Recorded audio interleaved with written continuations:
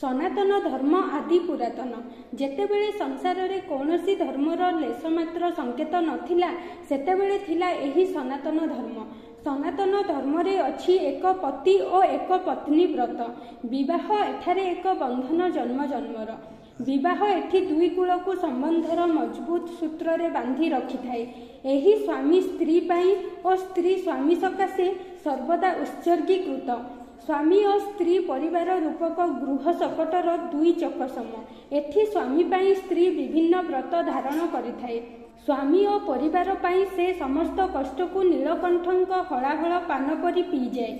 स्वामी और स्त्री संपर्कर महत उदाहरण है सावित्री सत्यवान उपाख्यान। महाभारत ग्रंथर वन पर्व रे उल्लिखित एही पौराणिक कहानीटी एहीपरि। सावित्री हेउछंती मद्र देशर राजा अश्वपतिंकर एकमात्र कन्या। अश्वपति देवी सावित्री को आराधना करी तांका प्रसादरू एही कन्या को पाइथिले। सेथिपई तांकर नाम रखिथिले सावित्री। सावित्री यौवन रे पदार्पण करिबा परे अश्वपति तांका पई उपयुक्त पात्रर संधान कले, किंतु योग्य पात्रटीए पाइले नाही। तेणु निजे सावित्री पितांकर अनुमति नेई पति अन्वेषण रे बाहरिले। तांको सहित पात्र मंत्री माने भी थिले। सेते बेलकु साल्व देशर राजा द्युमत सेन निज राज्यरू विताड़ित होई निजर स्त्री और पुआ सत्यवान सह एक तपोवन रे रहुतिले। सेठारे सत्यवानकर रूप और गुण देखि सावित्री तांकु पति रूपे वरण कले। फेरी आसी पिता अश्वपति को ताहा जणाइबा परे अश्वपति सत्यवान सहित सावित्रींकर विवाह कराइबाकु प्रस्तुत हेले, किंतु देवर्षि नारद आसी तांको जणाइले जे सत्यवानकर आयु आउ मात्र वर्षटीए अछि, तेणु तांको सह कन्यार विवाह करंतु नाही। किंतु सावित्री ताहा सुनी कहिले मु सत्यवान को पति रूपे वरण करि सारिछि, तेणु तांको बिना आउ केही मोर पति होई परिबे नाही। ताहा ही हैला।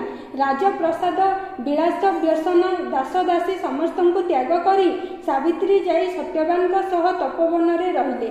स्वामी और सासु ससुर सेवा करी दिन बिताइबारे लागिले। चाहू चाहू वर्षटीए बीती जावाक बसिला। वर्ष पूरीबाकू आउ 3 दिन अछि। से त्रिरात्र व्रत आरंभ कले, किंतु जेउ दिन वर्ष पूरीला से दिन सत्यवान और सावित्री बनरू फलमूल और समिध संग्रह करबाकू जाइतिले। हेले हठात सत्यवान मुंडरे असह्य जंत्रणा हैला। एहा देखि सावित्री बुझीगले तांको स्वामींकर मृत्यु समय आसीगला।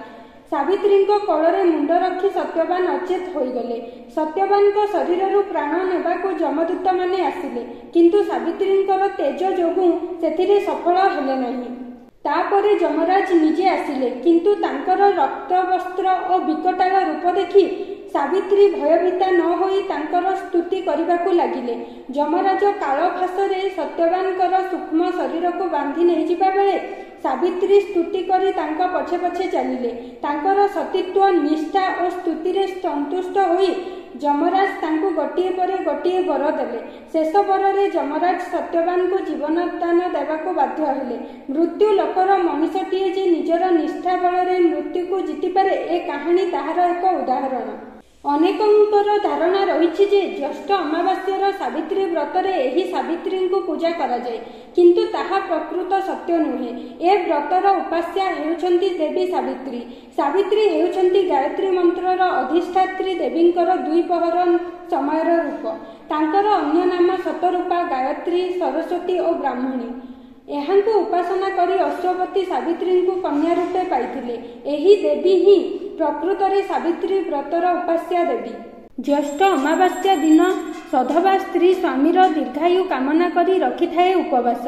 दिन रे सावित्री व्रत समापन परे स्वामी पद प्रक्षालन करी किछि पददक गर्भस्थ करी स्वामी को सुमिष्ट व्यंजन प्रदान कला परे जाई से खाद्य ग्रहण करिथाए। स्वामी स्त्री संपर्कर संतक समस्ये पूजा करिथाए। बर और अश्वत्थ डाल को तुलसी चौरा मूल स्थापन करी व्रत परे एगुड़िक जलरे विसर्जन करी से निजर व्रत उद्यापन करिथाए। स्वामी स्त्री मोहनीय संपर्कर की महत व्रत सावित्री व्रत सते। सावित्री व्रतर एही दिन रे सावित्री व्रत धारण करिथिबा 2 जन महिला कहिथिले सरसरा। अच्छा, इने काहेली आपण उपस्थित अछन? सावित्री व्रत काहेली पालन करसन? सेटा स्वामी को दीर्घायु लागि करा। काना काना आपण प्रिपरेशन करथली थिली?